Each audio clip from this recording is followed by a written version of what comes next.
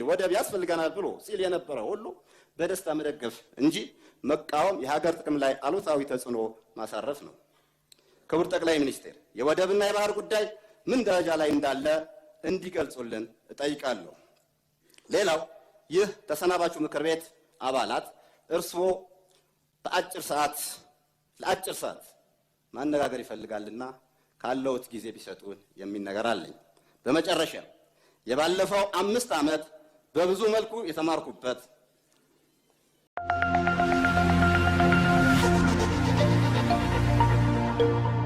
ናለው የተከበሩ አፈጉባኤ፣ የተከበሩ የኢትዮጵያ ጠቅላይ ሚኒስትር ዶክተር አብይ አህመድ አሊ ጊዜውን ጠብቀው የመንግስቶ የ2018 ዓ.ም አፈጻጸምና አጠቃላይ የመንግስቶ አፈጻጸም አስመልክቶ ከምክር ቤቱ አባላት ለሚነሳሉ ጥያቄዎች ለምክር ቤቱ አባላትና ለኢትዮጵያ ሕዝብ መልስና ማብራሪያ ለመስጠት ስለተገኙ ደግሜ አመሰግናለሁ። ጥያቄዎችን፣ አስተያየቶችን እንደሚከተለው አቀርባለሁ። በመጀመሪያ 7ኛው ሀገራዊ ምርጫ በሰላም በመጠናቀቁና ፓርቲው ብልጽግና በማሸነፉ እንኳን ደስ ያለዎት። ክቡር ጠቅላይ ሚኒስትር በመገባደድ ላይ ባለው በጀት ዓመት የህዳሴ ግድብ ብዙ ውጣ ውረዶችን የዲፕሎማሲ ስንክሳሮች ገጥመውት በአመራር ብስለትና ቆራጥነት በዜጎች ተሳትፎ በመጠናቀቁ የዲፕሎማሲያዊ ድል የመፈጸም ብቃትና በራሳችን አቅም ምን ማድረግ እንደምንችል ያሳየንበት ብዙዎች ምንም ቢሉ ለሀገራችን ከፍተኛ ስኬት የተመዘገበበት ዳግማዊ አድዋ ድል ሆኖ ይዘከራል። በሀገራችን እጅግ ብዙ ፕሮጀክቶች ተጀምረው ተጠናቀዋል። ከተሞቻችን ወደ ተሻለ ገጽታ እያደጉ ይገኛሉ። እነዚህ መሰል ድሎች በቀላሉ የተገኙ አይደሉም። በውስጣቸው ሲታለፍ በጣም ብዙ ተግዳሮቶች የነበሩበትና የሀገር ውስጥ ግጭት፣ የውጭ ቀጥታና ተዘዋዋሪ ተጽዕኖዎች በቀላሉ የሚታዩ አይደሉም። ክቡር ጠቅላይ ሚኒስትር አብዛኛው ወይም ሁሉንም በሚባል ደረጃ የጠቅላይ ሚኒስትሩ ትኩረት የተሰጣቸው ኢኒሼቲቮችም ሆነ ፕሮጀክቶች በጥራትም በብቃትም ይጠናቀቃሉ። በጊዜያቸውና በተቀመጠው የጊዜ ገደብ የሚጠናቀቁ ፕሮጀክቶች ህዝብና መንግስትን ያተርፍባቸዋል። ነገር ግን በአብዛኛው በመስክ እንደምናየው የተጀመሩ መንገዶች፣ ከፍተኛና መካከለኛ የመስኖ ፕሮጀክቶች በኮንትራክተር ችግር፣ በካሳ ክፍያ ችግር መንግስትና ህዝብ ለኪሳራ ይዳረጋሉ። ይህ በእርስዎ ኃይል ካልተባለና ለየት ያለ ኢንተርቬንሽን ከሌለው የተጀመሩትም አያልቁም፣ አዳዲስ የጠየቅናቸው ፕሮጀክቶችም አይሰሩም። ለነዚህ ተጀምረው ያልተጠናቀቁ ሳይጀመሩ ታቅደው ለቀሩ ፕሮጀክቶች ምን የታሰበ ነገር አለ? የተከበሩ ጠቅላይ ሚኒስትር ብዙ ዜጎች እርስዎን ማግኘት ይፈልጋሉ። ነገር ግን መንገዱ ዝግ ነው። በትላልቅ ፕሮጀክቶች ምክንያት ብዙ ዜጎች ይነሳሉ። እነዚህ ኢትዮጵያውያን ለልማት ከተነሱ በክብር ማረፊያና መስሪያ ቦታ ማግኘት እንዳለባቸው፣ መብታቸው መከበር እንዳለበት ከማንም በላይ እርስዎ ያውቃሉ። ለዚህም አቅጣጫ ያስቀምጣሉ። ነገር ግን እርስዎ ባስቀመጡት ልክ አይፈጸምም። ጥቂት የተወሰኑ መናገር ለሚችሉ ሚዲያ ላይ ለሚቀርቡና አመራር ቀረቤታ ላላቸው የተባለውን ሲፈጸምላቸው አብዛኛው በማስፈራራት በማሸማቀቅ አንገታቸው እንዲደፉ ይደረጋል። በተለይ በጣም ብዙ ህዝብ የተነሳበት ቦታ ላይ ይመጣሉ ሳይባል ድንገተኛ ፍተሻ ቢያደርጉ ብዙ ጉድ ያገኛሉ። የእርስዎ ክትትል ከሌለው ዜጎች ይማረራሉ። የመልካም አስተዳደር ችግር እና ፍትሃዊነት በማጣት ተስፋ ይቆርጣሉ። ስርዓት አልበኝነት ይነግሳል። ይህ ደግሞ ለሰላም ማጣትና ላለመረጋጋት ይዳርጋል። ለዚህ የተቀመጠ አቅጣጫ ካለ ማብራሪያ ቢሰጡን። የተከበሩ ጠቅላይ ሚኒስትር ይህች ሀገር የሁላችንም ቤት መኖሪያችን፣ ማንም የበኩር ልጅ ማንም የእንጀራ ልጅ መሆን የለበትም። እርስዎም በዚህ ያምናሉ። ነገር ግን ዛሬ አንዱ የሚኖርባት ሌላው የሚያኗኗርባት ኑሮ ዘይቤው የተለያየባት ሀገር ሆናለች። በተለይ ሲቪል ሰርቪሱ ወይም በሲቪል ሰርቪስ ተቀጣሪው የሚኖር አኗኗር እጅግ አስከፊ ነው። በዋጋ ግሽበት፣ በገበያ ለመረጋጋት፣ በቤት ኪራይና ትራንስፖርት አቅሉን አስተው ብቻውን ሲናገር የሚጓዘው ህዝብ ቢሮ ገብቶ እንዴት ውጤታማ ስራ ሊሰራ ይችላል? ከደሞዙ 35% ግብር፣ 7% ጡረታ በድምሩ 42% ይቆረጣል። 58% ደሞዙ ላይ በእያንዳንዱ በሚሸምተው ሸቀጥ 15% ቫት ይቆረጣል። ትራንዛክሽን ላይ ንግድ ባንክ ለሰርቪስ እና ቫት እያለ ሌሎችም የማይታወቁ ተቆራጮች ይቆርጣል። ለውሃ፣ ለመብራት፣ ለሌሎችም አገልግሎት ይቆረጥበታል። እነዚህ መሰል ችግሮች ተዳምረው ኑሮ መቋቋም አቅቶታልና ለዚህ ታጋሽ ሲቪል ሰርቪስ እና አነስተኛ ኑሮ ላይ ላለው ዜጋ ምን ታስቦለታል? ከሚመሰረቱት መንግስት ምን እንጠብቅ? በዚህ አጋጣሚ አዲስ አበባ ከተማ አስተዳደር እያመሰገንኩ የተማሪዎች ምገባ ከፍተኛ ዋጋ ያለው ተግባር ነው። በሺዎች የሚቆጠሩ ተማሪዎች በቀን 2 መግቦ የትምህርት ቁሳቁስ አሟልቶ ማስተማር እጅግ ከፍተኛ ኃላፊነት መወጣ ስለሆነ እውቅና ሊሰጣቸው ይገባልና ደግሜ ያመሰግናቸዋለሁ።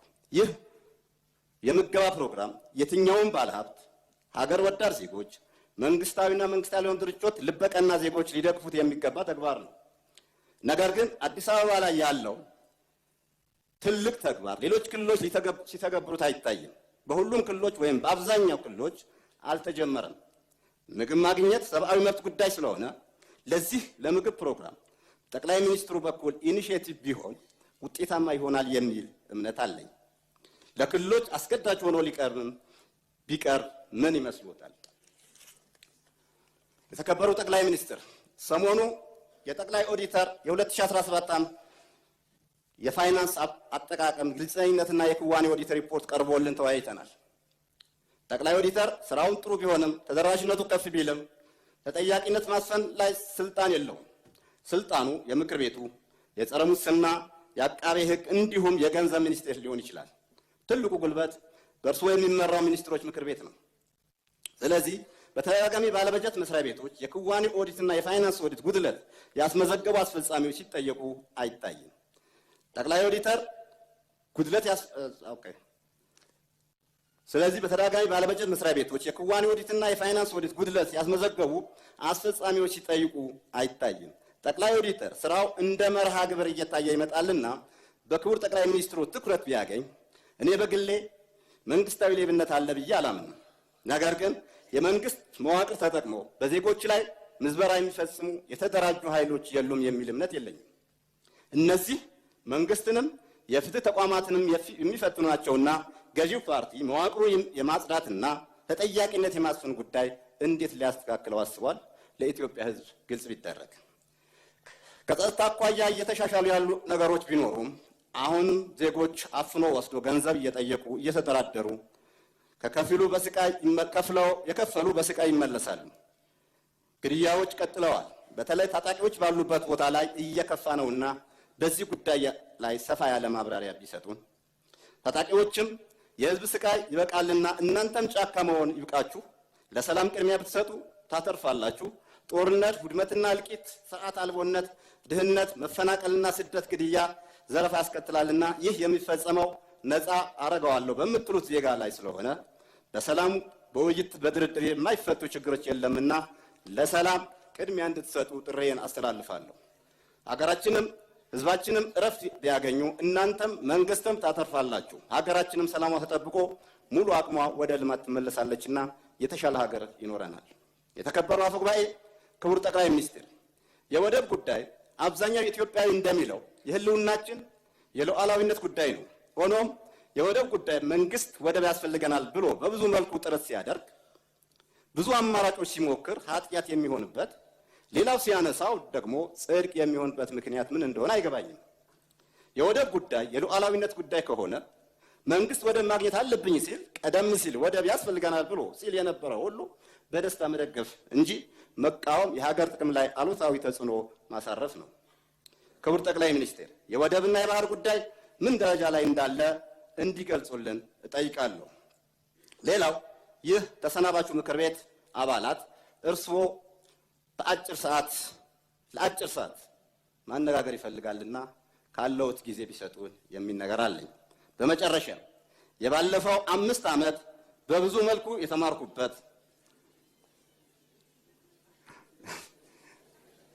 የተማርኩበት ለሀገሬም ለምክር ቤቱም እንደ ፓርቲ እንደ ምክር ቤት አባልም በሀገራችን ጉዳይ እየተደጋገፍን በልዩነታችን እየተነጋገርን ቆይተናል። ቀጣይም አገሬ ወይም በሰጠችኝ የሥራ መስክ ለመሰማራት ዝግጁ መሆኔን እየገለጽ ለእርስዎና ለሚመሰርቱት መንግስት መልካም የሥራ ዘመን እመኛለሁ። አመሰግናለሁ።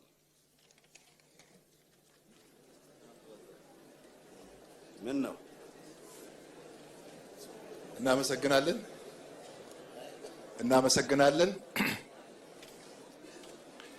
በመቀጠል የተከበሩ መናህል ኢምራን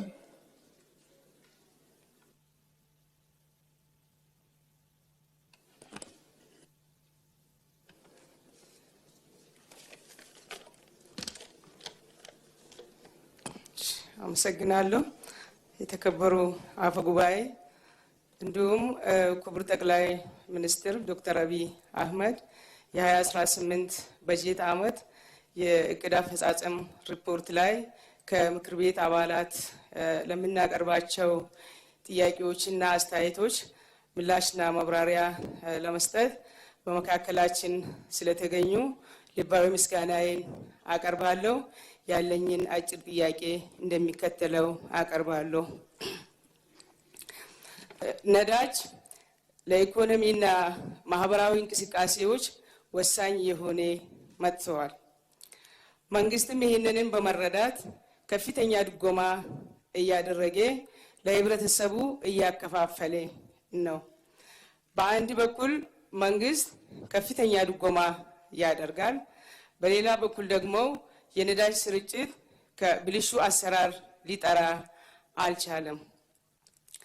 በመካከለኛ ምስራቅ ተከስተው የነበረው ችግር መነሻ በማድረግ በተፈጠረው የነዳጅ እጥረትም ይህንንም ብልሹ አሰራር ተባብሰው ታይተዋል። ክቡር ጠቅላይ ሚኒስትር ከፍተኛ ዋጋ ተገዝተው ከፍተኛ ድጎማ ተደርጎበት የሚገባው ነዳጅ በትክክል ማሰራጨት ለምን አልተቻለም? ስለዚያስ መፍትሄውስ ምንድነው? እጅግ አድርጌ አመሰግናለሁ። እናመሰግናለን። በመቀጠል የተከበሩ መስፍን ዳኜ።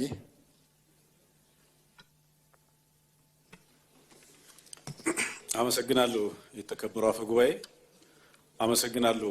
ክቡር ጠቅላይ ሚኒስትር የ2018 በጀት ዓመት የስራ አፈጻጸምና የ2019 በጀት ዓመት የ2019 በጀትን አስመልክቶ የምክር ቤት አባላት ለምናነሳቸው ጥያቄዎች ማብራሪያና ምላሽ ለመስጠት በመካከላችን ስለተገኙ በድጋሚ አመሰግናለሁ። ጥያቄ እንደሚከተለው አቀርባለሁ። ክቡር ጠቅላይ ሚኒስትር፣ ኢትዮጵያ በለውጥና በሽግግር መንገድ ላይ ባለችበት በዚህ ወቅት መንግስት ጽንፈኝነትን ለመግታትና ሰላምን ለማስፈን በወሰዳቸው ተከታታይና በሳል እርምጃዎች እጅግ በሚበዛው የሀገራችን አካባቢ ሰላም ተረጋግጧል። ተስፋ ሰጭ ለውጦችም ታይተዋል። ይህ አንጻራዊ የሰላም ድባብ ሰባተኛው አጠቃላይ ምርጫ በአብዛኛው የሀገሪቱ ክፍል ሰላማዊና የተሳካ ሂደት እንዲሆን ወሳኝ ሚና ተጫውቷል። ይሁን እንጂ በአንዳንድ ኪስ አካባቢዎች አልፎ አልፎ የሚታዩ የጸጥታ ችግሮችና የጽንፈኛና የታጠቁ ቡድኖች እንቅስቃሴ የዜጎችን ደህንነት፣ የኢኮኖሚ እንቅስቃሴና የልማት ሂደት እየፈተኑ ይገኛሉ።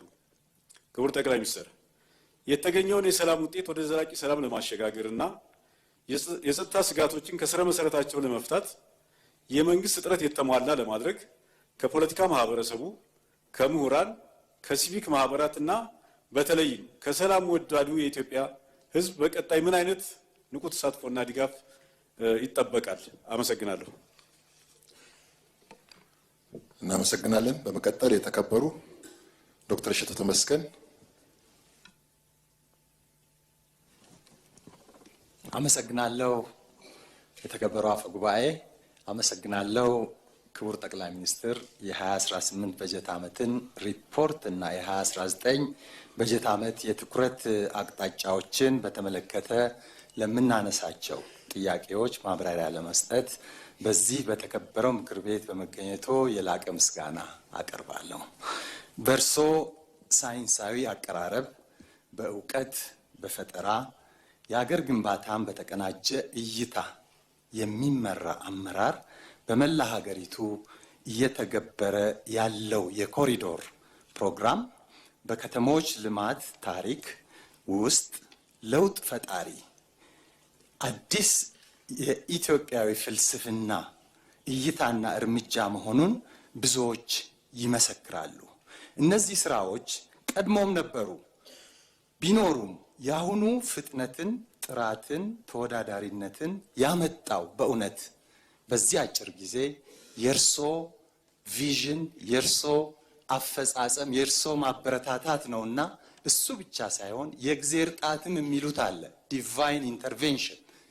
ይሄ በታሪክ ታይቶ አይታወቅም። within 3-4 years እንዲህ አይነት ለውጦች መምጣታቸው ፕሮግራሙ የከተማ ውበትን፣ የትራፊክ ፍሰትን፣ የአካባቢ ንጽህናን፣ የወንዝ ዳርቻ ልማትን፣ የከተማ ግብርናና የቱሪዝም እድሎችን በማስፋፋት በአጠቃላይ የከተማ ልማት እድገትን በማፋጠን ከተሞቻችንን ለነዋሪዎችም ሆነ ለዓለም አቀፍ ጎብኚዎች ይበልጥ ምቹ እንዲሆኑ አድርጓል። አዲስ አበባን ጨምሮ በሁሉም የኢትዮጵያ ከተሞች እየተካሄደ ያለው የኮሪዶር ልማት ስራ ለብዙ አፍሪካ ሀገራት አዲስ መማሪያ ኒው ቤንችማርክ መሆን የሚችል አፈጻጸም መሆኑን አፍሪካውያን ወንድሞቻችን እህቶቻችንና ዓለም እየመሰከረ ይገኛል።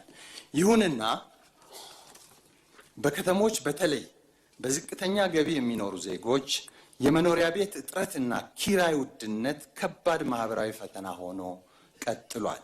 ክቡር ጠቅላይ ሚኒስትር፣ መንግስት የኮሪዶር ልማቱን ውጤቶች በማስቀጠል ጎን ለጎን አዲስ አበባን ጨምሮ በሀገሪቱ ዋና ዋና ከተሞች የቤት እጥረትንና የኪራይ ውድነትን ወይም ጫናን በዘላቂነት የመንግስት የግሉ ዘርፍ የመንግስትና የግል አጋርነት፣ የማህበረሰብና የግል አጋርነት፣ የማህበረሰብ ተቋማትና የፋይናንስ ተቋማትን የሚያስተባብር የተቀናጀ የመኖሪያ ቤት ስትራቴጂ ተቀርጿልን?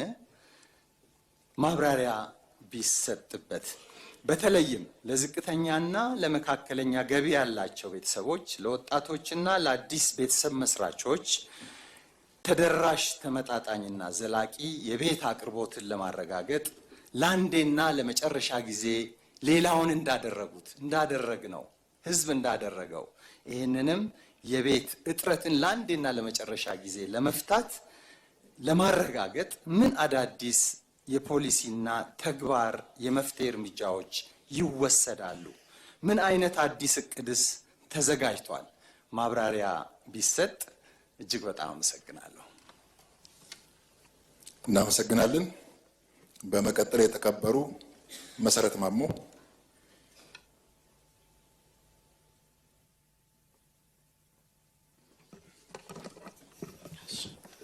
አመሰግናለሁ። የተከበሩ አፈጉባኤ፣ አመሰግናለሁ ክቡር ጠቅላይ ሚኒስትር ጥያቄያችንን ለመመለስ በማዕከላችን ስለተገኙ እያመሰገንኩ ወደ ጥያቄ እገባለሁ። መንግስት ዘመናዊ ሆስፒታሎችን በመገንባት የወረርሽኝ መከላከል አቅምን በማጠናከርና የእናቶችና ህፃናት ሞትን ለመቀነስ ባደረጋቸው ሪፎርሞች በጤናው ዘርፍ ተጨባጭ ውጤቶች እየተመዘገቡ ይገኛሉ። ይህ ስትራቴጂካዊ ኢንቨስትመንት ዜጎች በሀገራቸው ያለውን የሕክምና አገልግሎት እንዲያገኙ እና ወደ ውጭ ሀገራት ይደረግ የነበረው ከፍተኛ ወጪ የሚጠይቅ የሕክምና ጉዞ ለመቀነስ መሰረት እንደሚጥል ተስፋ ተደርጓል። ሆኖም በተለያዩ የጤና ተቋማት ውስጥ የሚታየው የመድኃኒትና የሕክምና መሳሪያዎች እጥረት እንዲሁም የአገልግሎት ጥራት ክፍተቶች አሁንም የህዝብ ዋና ቅሬታ ሆኖ ይታያሉ። ክቡር ጠቅላይ ሚኒስትር፣ መንግስት የመድኃኒት